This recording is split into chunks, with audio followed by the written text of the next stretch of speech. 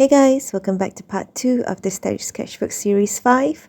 So today I'm still on a rainy day mood kind of painting. There's gonna be a rose lying down on the pavement with raindrops falling on it. Very emo, I know, but I do like the black and grey contrast in this.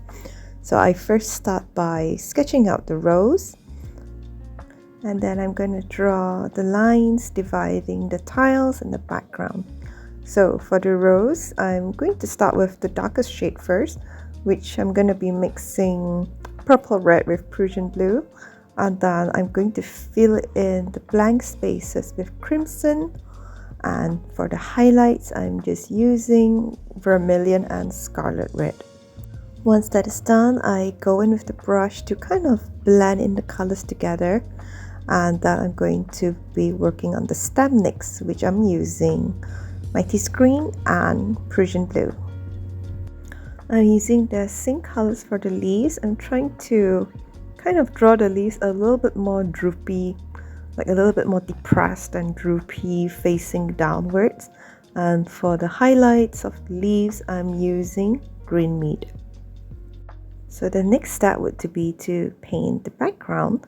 I'm going to start by painting grey pale and cold grey, and at the corners of it I'm going to be using Payne's grey for the dark shade.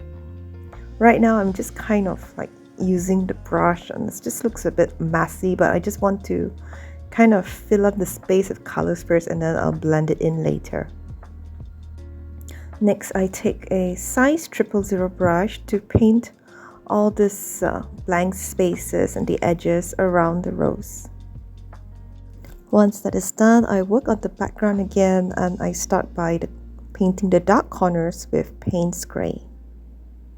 On the edges of the dark part, I use a paintbrush and I just kind of do circular motions, and then I try to blend it in with the grey pale in between, the lighter shade in between. So I just continue to do this, and then I take the brush and I do this back and forth motion to try and kind of like blend it in. So right now I'm using my hands. I'm going to take titanium white, add it with a bit of water, and I'm just going to spread the paint and do this, just kind of like smear and smudge it so it gets this watery effect, because it's supposed to be a rainy ground. I continued this a couple of times. I also find it easier to blend to get this effect, especially on paper. On canvas it's a lot easier, but on paper I find that this is the best technique to do it. And once I'm done with that, I'm going to add the shadows of the rose with Mars black. I'm using a size 000 brush, and I'm just kind of following the shape of the rose on the left side and the leaves and everything to get the shadows in. By adding the shadows, I think it helps to add depth into the painting. And once that is done, I add the lines in the background to separate the tiles. I'm using a Mars black for this as well, because I kind of think that the black really makes the red pop. And just gonna draw it across here so that the background doesn't look too flat.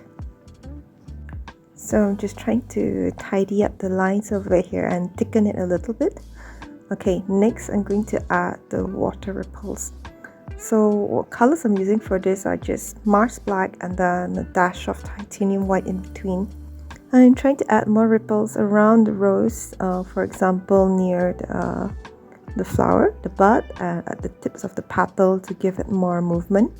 And I'm just kind of like dragging out the dark paint from the shadow. I'm just going to add more ripples, the bigger ones around the edges and of different sizes all around, with a swirl of white in between. And for the final touch, I'm going to use an angular brush, a fine size 000 angular brush, and I'm just going to add the raindrops by adding short diagonal strokes all over the whole painting. And that is it. This painting is finished. It's quite simple. The only tricky part is trying to get the watery look on the pavement, but by blending it with the hand, then you can achieve that look easily. So I hope you like this simple painting, And thank you so much for watching, and I hope to see you again in the next video. Goodbye.